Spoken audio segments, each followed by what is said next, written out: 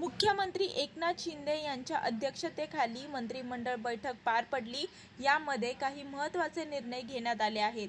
गृहनिर्माण विभागाच्या अंतर्गत बीडीडी गाळेधारक आणि झोपडपट्टीधारक यांच्या करारनाम्यावर लागणारे मुद्रांक शुल्क कमी करण्यात आले आहे, तर बंद पडलेल्या 58 गिरणांमधील कामगारांना घरकुले देण्यात येणार आहेत।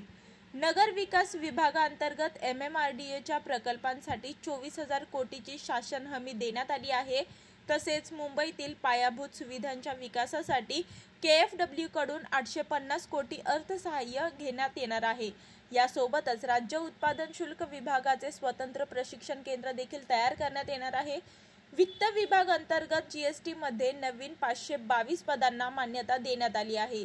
तसेच गृह विभागातर्फे राज्य उत्पादन शुल्क विभागात नवीन संचालक पदभरती होणार आहे।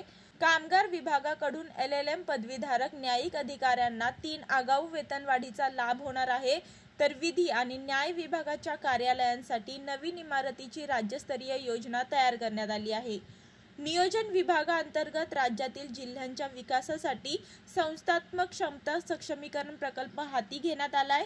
तसेच सार्वजनिक बांधकाम विभागाने अयोध्या येथे महाराष्ट्र अतिथीगृहासाठी बांधकामासाठी भूखंड करण्याचा निर्णय घेण्यात आला आहे। तसेच उच्च व तंत्र शिक्षण विभागाने doctor Homi Bhabha state university Mumbai या समूह विद्यापीठामध्ये शासकीय न्याय सहाय्यक विज्ञान संस्था आणि सिडेनहेम इन्स्टिट्यूट ऑफ मॅनेजमेंट स्टडीज या 2 शासकीय महाविद्यालयांचा घटक महाविद्यालय म्हणून समावेश करण्यात आला आहे।